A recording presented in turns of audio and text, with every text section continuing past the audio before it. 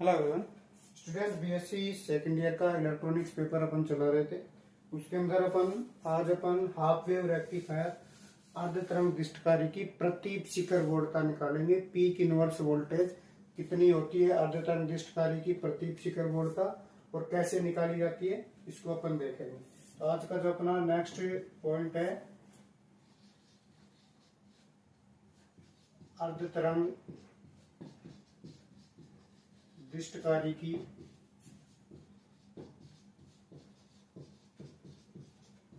प्रति शिखर वोल्टता।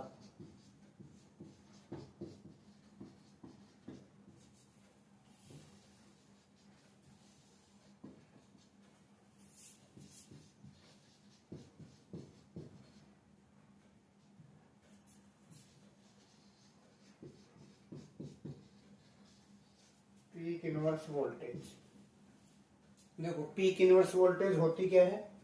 अपने पास half wave rectifier का सर्किट था, उसके अंदर एक डायोड लगा हुआ था और अपन ने ये भी देखा था कि जो हाफ वेव रेक्टिफायर के अंदर जो अपन इनपुट करा रहे थे, जो प्रत्यावर्ती धारा दे रहे थे या वोल्टेज दे रहे थे, उसके हाफ साइकिल के अंदर अर्ध चक्कर में जो डायोड था वो अग्र बायस में था और अगले ऋणात्मक अर्ध चक्कर के लिए वो रिवर्स बायस में था। आपको पता है जब डायोड अग्र बायस में होता है तो उसमें धारा प्रवाहित होती है, मतलब वो चालन अवस्था में होता है। और जब डायोड रिवर्स बायस में होता है, पश्य बायस में होता है, तो उसमें किसी प्रकार की धारा प्रवाहित नहीं होती, उसको अपन बोलते हैं पश्य बायस।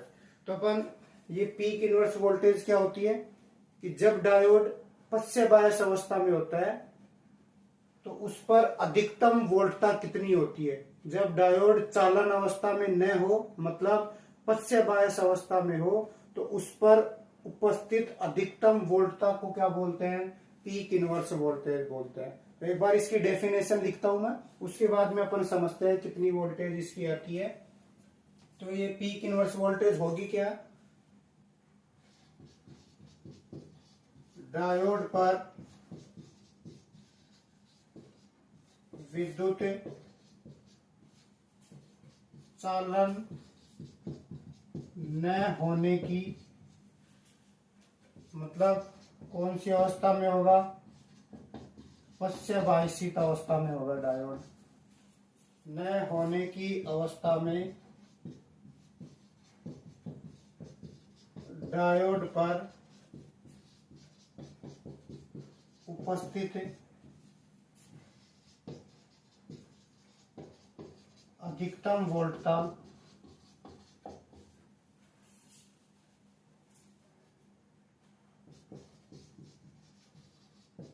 दृष्टकारी की प्रति शिखर वोल्टता कहलाती है। Means maximum value of reverse voltage across the diode is known as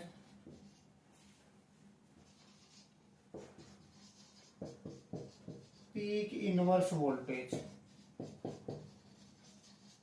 कहने का मतलब जब डायोड पश्य बायस अवस्था में होता है तो उस पे जो मैक्सिमम वोल्टेज होगी उसी को अपन उस दृष्टकारी की क्या बोलते हैं, पीक इनवर्स वोल्टेज बोलते हैं, प्रति शिखर वोल्टता बोलते हैं। अब अपन अर्ध तरंग दृष्टकारी के लिए पीक इनवर्स वोल्टेज निकालते हैं कि कितनी मिलती है। इसको समझने के लिए सबसे पहले अपन अर्ध तरंग दृष्टकारी का जो आपके पास सर्किट डायग्राम था उस सर्किट डायग्राम को बनाते हैं और उस पे अपन प्रति शिखर वोल्टेज को निकालते हैं।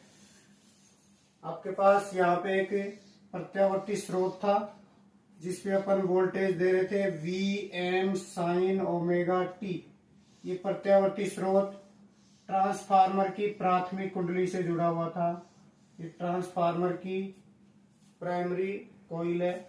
इधर आपके पास ट्रांसफार्मर की सेकेंडरी कॉइल है जिसके श्रेणी क्रम में एक डायोड लगा हुआ था और इधर आपके पास आउटपुट जिसपे प्राप्त हो रहा था वो RL प्रतिरोध था, जिसपे अपन क्या ले रहे थे, क्या निकाल रहे थे, आउटपुट निकाल रहे थे। ये आपके पास जिसमें ये डायोड था, ये सेकेंडरी कॉइल थी और इसमें अपन करंट आई फ्लो करा रहे थे। ये आपके पास हाफ वेव रेक्टिफायर है। इस हाफ वेव रेक्टिफायर में आपको पीक इनवर्स वोल्टेज निकालनी है। पीक इनवर्स वोल्टेज किसको बोल रहे हैं, ये जब डायोड पश्चात बायस अवस्था में होगा तो इस पर कितनी मैक्सिमम वोल्टेज है, उसी को अपन क्या बोलते हैं, पीक इनवर्स वोल्टेज बोलते हैं। अपन पहले पढ़ चुके हैं। ये जो आपके पास इनपुट दे रहे हो, ये इनपुट इस टाइप का था, इस टाइप का इनपुट था, जिसमें ये एक साइकिल था, ये वाला यहाँ तक, जिसको ये हाफ पॉजिटिव साइकिल और ये हाफ नेगेटिव साइकिल, ये धनात्मक अर्धचक्र और ऋणात्मक अर्धचक्र है। पहले अपन जब ये धनात्मक अर्धचक्र इस पे इनपुट करा रहे थे तो अपन क्या मान रहे थे कि ये टर्मिनल अपन पॉजिटिव ले रहे थे, ये नेगेटिव ले रहे थे। आपको बताया था कि ये पॉजिटिव है तो ये भी पॉजिटिव होगा और ये भी क्या होगा, नेगेटिव होगा। इधर पॉजिटिव है तो ये पॉजिटिव हो गया और ये क्या हो गया, नेगेटिव। क्योंकि ये पी टर्मिनल है डायोड का, ये एन टर्मिनल है। जब डायोड का पी टर्मिनल पॉजिटिव से जुड़ता है और एन टर्मिनल नेगेटिव से जुड़ता है तो वो कहलाता है अग्र बायस, फॉरवर्ड बायस होगा। फॉरवर्ड बायस में जो डायोड है वो किसकी तरह काम करता है, मतलब उसमें क्या प्रवाहित होगी, धारा प्रवाहित। ये चालन अवस्था में होगा, फॉरवर्ड बायस में इसमें से धारा प्रवाहित होगी।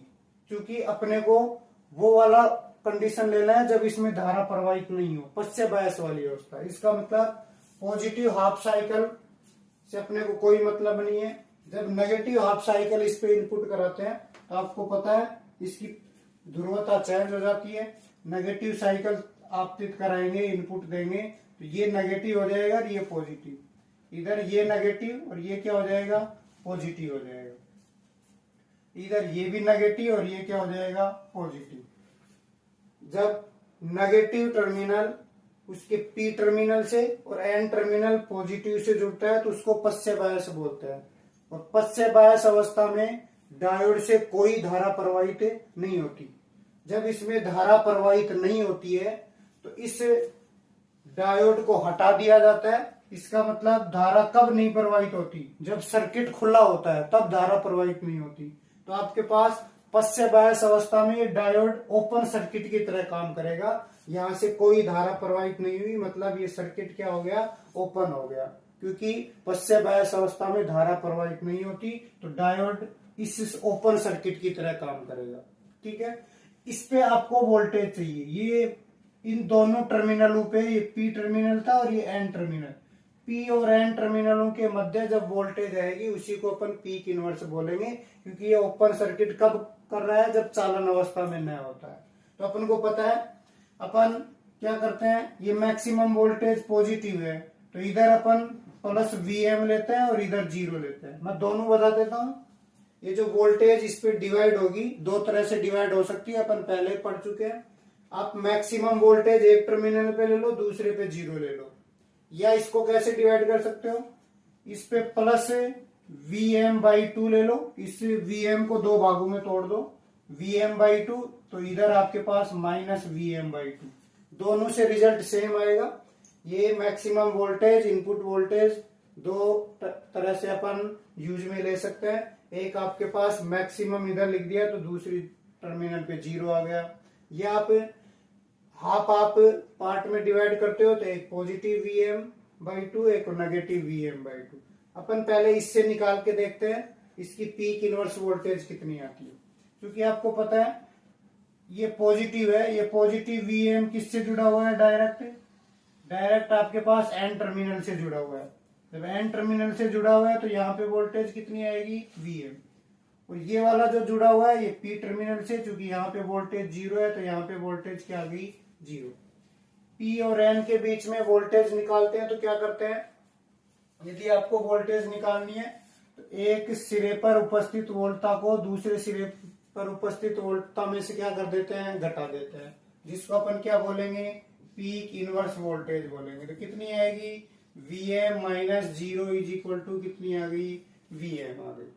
दूसरे तरीके से यदि निकालें, यदि इधर माइनस Vm/2 ले और इधर अपन प्लस Vm/2 ले, तो इस बार ये जुड़ा हुआ है तो इधर तो आ जाएगा प्लस Vm/2 और इधर क्या आ जाएगा माइनस Vm/2।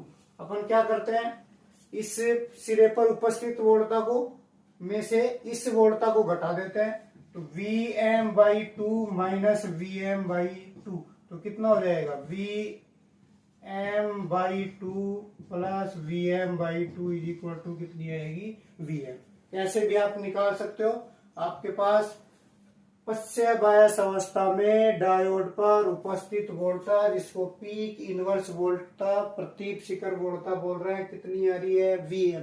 और ये Vm कौन सी वोल्टता है, जो अपन इनपुट करा रहे थे उसका अधिकतम मान है। देखो यहाँ पे V बराबर Vm साइन ओमेगा, इसका मतलब अर्ध तरंग दृष्टकारी की प्रतीप शिखर वोल्टता आरोपित प्रत्यावर्ती वोल्टता के शिखर मान के क्या होती है, बराबर होती है।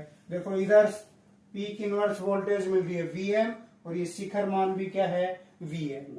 तो यहां से आपको अब ये यदि यहाँ पे आपको Vm/2 देता शिखर मान, तो इसकी पीक इनवर्स वोल्टेज भी कितनी मिलती Vm/2 ही मिलती, क्योंकि यहाँ पे फिर मैक्सिमम क्या होता Vm/2 और इधर क्या हो जाता 0, तो वो है आपके पास कितना आता Vm/2 आता।